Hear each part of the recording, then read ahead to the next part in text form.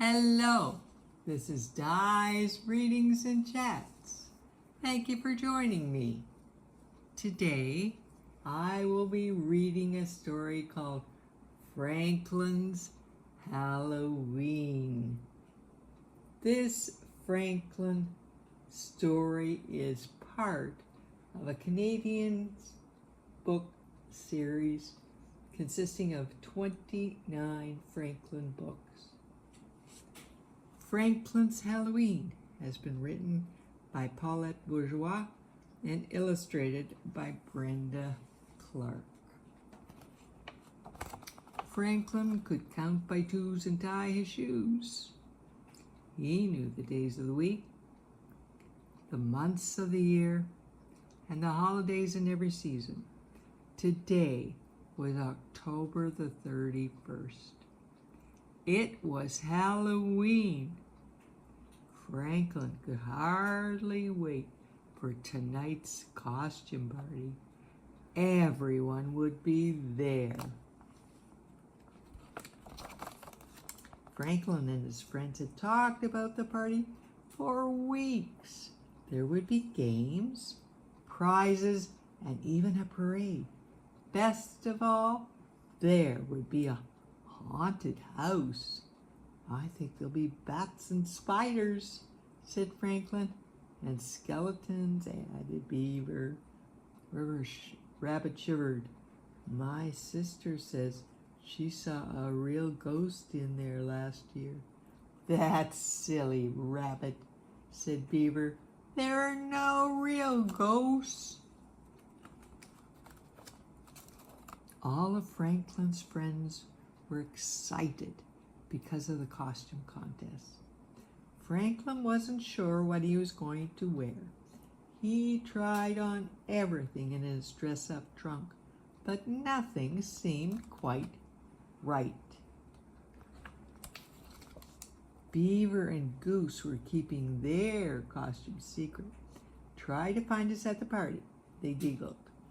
Fox was also mysterious about what he was going to be. Look for something gruesome, he said. That gave Franklin an idea. He would be something creepy. It took Franklin more than an hour to make his costume. As soon as it was done, he sneaked up behind his father and tapped him on the shoulder. Trick or treat, said Franklin. Ah, ha, ha, ha, ha, gasped his father. Who are you? In his deepest, spookiest voice, Franklin answered, It's me, Frankenstein. On the way to town, Franklin tried to guess who was inside each costume. At least I don't have to worry about finding Bear, said Franklin. He's always a ghost. By the time Franklin and his parents arrived, the party had started. Franklin spotted a ghost at the apple bobbing and hurried towards him. Hello, Bear, said Franklin. Ooh, answered the ghost. That's good, Bear, said Franklin. You sound really scary. Franklin bobbed for an apple. Then he ran to the pumpkin toss. It was his favorite game because he always won a treat.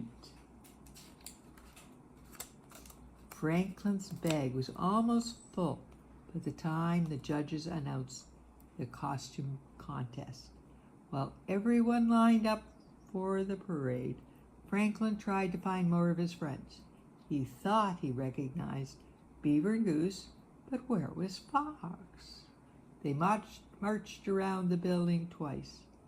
Franklin made horrible, monster sounds and shuffled with stiff, straight legs. He won a prize for being the best green monster. There was only one more thing to do. go into the haunted house. You first, said Beaver, pushing Franklin towards the door. It creaked open. A skeleton rattled. Chains clanged. There were moans. Franklin stepped on something crunchy. Suddenly, a big, hairy hand reached out in the darkness. Franklin's heart went beat hard and fast, but before he could scream, a light was flicked on. "Trick or treat!" shouted Mr. Mole. Franklin looked around nervously. Then he laughed. The hairy hand was only Mr. Mole's mop. "There's a treat for braving the haunted house," said Mr. Mole.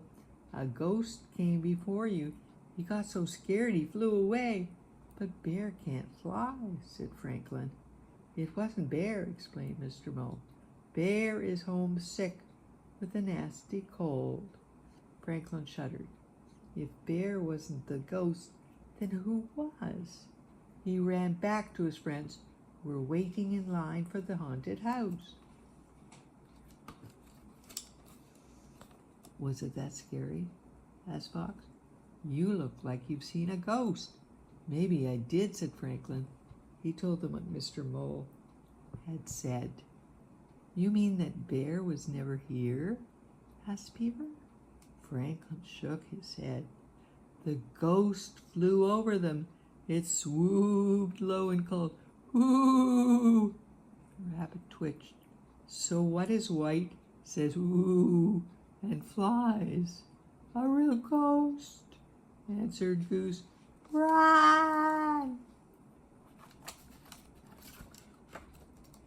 Franklin was about to follow when he saw a feather floating down. "Stop!" he shouted. "I think I know who the ghost is." Franklin showed them the feather. "Look, it must be Mr. Owl." Even Rabbit giggled when he realized the trick their teacher, Mr. Owl, had played. By the end of the party, everybody's bag was full. "Poor Bear," said Raccoon. "No treats for him." "We could share our treats with Bear," suggested Franklin. All the friends agreed. They each put some treats into a bag. Then they walked to Bear's house and left the bag on the doorstep. "Trick and treat," they called. On the way home, Franklin looked into his treat bag. "Goodness," said his mother, "you have enough there to last until next Halloween." "Maybe," said Franklin, sampling a few of the treats, but secretly he hoped the treats would last until the end of the week. And that ends the story, Franklin's Halloween. Before I say goodbye to you today, I would like to sing you Barney, the dinosaur's song. I love you, you love me, we're one happy family. With a great big hug and a kiss from me to you, won't you say you love me too? So, until we chat again, take care and may God bless you and our world.